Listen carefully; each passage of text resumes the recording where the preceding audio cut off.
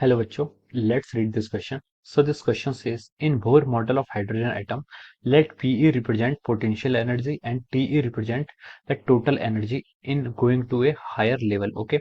Option A is potential energy decreases, total energy increases. Option B is potential energy increases, total energy decreases. Option C is potential energy decreases, total energy decreases. Option D is potential energy increases and total energy increases. Okay.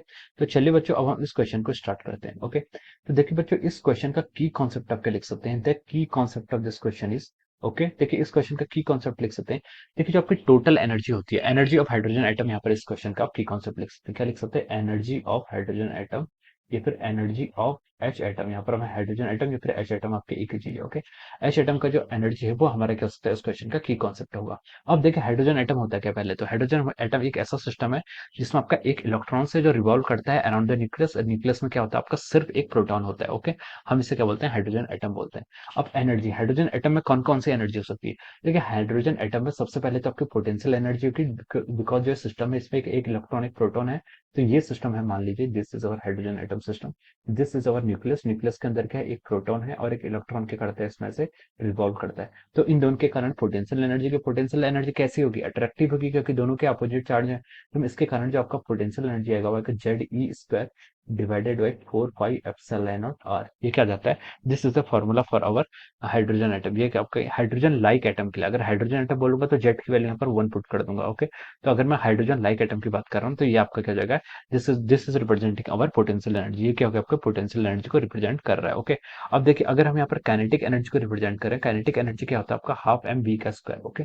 तो kinetic energy की जो value आती है वो आती है आपकी Z e का square divided by 8 pi epsilon naught r. ये आपकी देखिए काइनेटिक एनर्जी की वैल्यू आती है. ये किसकी वैल्यू आती है, this is the value for our kinetic energy. ये आपकी काइनेटिक एनर्जी की वैल्यू आएगी. ओके. ये वैल्यू कैसे आएगी, देखिए काइनेटिक एनर्जी क्या होता है, half m v square. V की वैल्यू पुट कर ली. वी क्या होता है आपका Z square by 2 n h epsilon. तो वो पुट करने के बाद जो आपका फाइनल एक्सप्रेशन आता है वो आपका ये आता है. Okay. This is the final expression kinetic energy. This is the final expression for our potential energy. अब यहाँ से टोटल एनर्जी जिसको क्वेश्चन में टीई से डिनोट किया वो रिप्रेजेंट करना है. तो देखिए आपकी टोटल एनर्जी क्या होगी, kinetic energy plus of our potential energy. इस दोनों का टोटल समीशन आपका क्या होगा, टोटल एनर्जी के इक्वल होगा. काइनेटिक एनर्जी आपको क्वेश्चन में गिवन है Z square by 8 pi epsilon naught r. Okay. तो देखिए यहाँ से हम Z e square by 4 pi epsilon naught r को तो कॉमन ले सकते हैं. Z square by 4 pi epsilon naught r आपका दोनों टर्म में है. ओके. काइनेटिक एनर्जी से आपका क्या कॉमन आएगा, यहाँ से आपका 1/2 कॉमन आ जाएगा. और पोटेंशियल एनर्जी से आपका कितना आएगा, आपका -1. यहाँ पर आपका कितना आ रहा है, इतना आपका कॉमन आ रहा है. ओके. तो यहाँ से हम इसको सॉल्व करेंगे तो देखिए आपकी टोटल एनर्जी कितनी आ जाएगी, 1/2 -1 कितना होगा, -1/2. तो हम इसको लिख सकते हैं माइनस ऑफ जेड स्क्वायर. -1/2 से इसको मल्टीप्लाई कर देंगे तो हो जाएगा 8 pi epsilon naught r. Okay. This is the formula for our total energy. ये हमारी क्या गई, टोटल एनर्जी आ गई है. तो अपने हाइड्रोजन एटम के लिए अपनी तीनों एनर्जी डिफाइन कर दी है. This first is for our potential energy, second is for our kinetic energy and this third is for our total energy. Hydrogen atom के लिए हमने यहाँ पर डिफाइन कर दिया है. ओके. हाइड्रोजन लाइक एटम के लिए. अब क्वेश्चन में हमसे क्या बोला है कि पीईटी रिप्रेजेंट कर रहा है, टी आपका total energy in going to higher level. अगर हम हायर लेवल की तरफ जाते हैं तो देखिए जैसे ही हम हायर लेवल की तरफ जाने का क्या मतलब है, हायर लेवल की तरफ जाने का मतलब है कि हम एन इजिकल टू, यहाँ पर हम देखें के से एल लेवल की तरफ आ रहे हैं, के लेवल से एल लेवल की तरफ आ रहे हैं. तो हम हायर लेवल में जा रहे हैं, इसका मतलब आपकी क्या इंक्रीज कर रही है, एक पैरामीटर रेडियस आपकी इंक्रीज कर रही है. तो रेडियस इंक्रीज करेगी तो देखिए पोटेंशियल एनर्जी पर रेडियस की कैसे डिपेंडेंसी है, -Z e square divided by 4 pi epsilon naught r. This is the formula for our potential energy. अब देखिए यहाँ पर आपकी जैसे हायर लेवल की तरफ मूव करेंगे तो आपके आर की वैल्यू क्या होनी चाहिए, इंक्रीज होनी चाहिए. आर की वैल्यू इंक्रीज होगी तो इसका मतलब है कि ये जो पूरी टर्म है, दिस होल टर्म, इस टर्म की वैल्यू क्या होगी, डिक्रीज होगी. आर की वैल्यू इंक्रीज होगी, डिनोमीटर अगर इंक्रीज करेगा तो इस पूरी टर्म की वैल्यू क्या करनी चाहिए, आपकी डिक्रीज करनी चाहिए. ये डिक्रीज कर रही है लेकिन क्या है, माइनस साइन आ रहा है तो माइनस साइन बोल देगा कि इसकी पोटेंशियल एनर्जी तो आपकी डिक्रीज ही कर रही है लेकिन नेगेटिव डायरेक्शन में डिक्रीज कर रही है. तो हम बोलेंगे कि आपकी पोटेंशियल एनर्जी फाइनली क्या हो रही है, आपकी इंक्रीज हो रही है.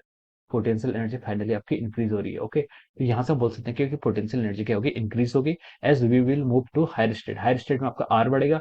आर बढ़ेगा तो देखिए ये पूरी term Z square by 4 pi epsilon naught r, इसकी वैल्यू क्या होगी, घटेगी. इसकी वैल्यू घटेगी लेकिन माइनस में घटेगी तो हम इसको बोल सकते हैं ये क्या कर रहा है, आपका इंक्रीज कर रहा है. पोटेंशियल एनर्जी आपकी यहाँ पर इंक्रीज कर रही है. सिमिलरली अगर हम काइनेटिक एनर्जी के लिए देखें, काइनेटिक एनर्जी का एक्सप्रेशन क्या आपका, Z e square divided by 8 pi epsilon r. Z square divided by 8 pi epsilon r. Okay. अब देखिए आर जैसे हायर स्टेट की तरफ जाएंगे तो आपकी आर की वैल्यू इंक्रीज करेगी, आर की वैल्यू आपकी इंक्रीज करेगी, तो इसका मतलब क्या है, देखिए ये पूरी term Z square by 8 pi epsilon not, ये टर्म आपकी डिक्रीज करनी चाहिए, ये डिक्रीज करेगी, इसका मतलब आपकी काइनेटिक एनर्जी क्या कर रही है, डिक्रीज कर रही है। तो हम लिख सकते हैं जो आपकी काइनेटिक एनर्जी तो आपकी क्या कर रही है, यहाँ से डिक्रीज कर रही है। जैसे जैसे आप क्या कर रहे हैं, हायर स्टेट जा रहे हैं, आपकी काइनेटिक एनर्जी घटती जा रही है।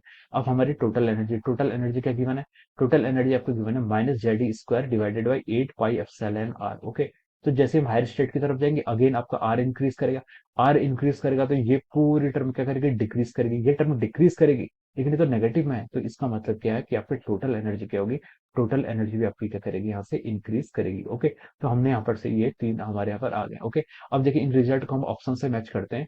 तो देखिए ऑप्शन ए में स्टार्ट करते हैं। ऑप्शन ए में बोला है कि potential energy decreases, total energy increases, ये आपका रॉन्ग है। ओके, टोटल एनर्जी इंक्रीज हो रही है, लेकिन पोटेंशियल एनर्जी भी आपकी क्या हो रही है, इंक्रीज हो रही है। ओके, तो देखिए ऑप्शन बी की तरफ मूव करते हैं। ऑप्शन बी में potential energy increases, total energy decreases, this is wrong, दोनों आपकी टोटल और पोटेंशियल इंक्रीज हो रही है।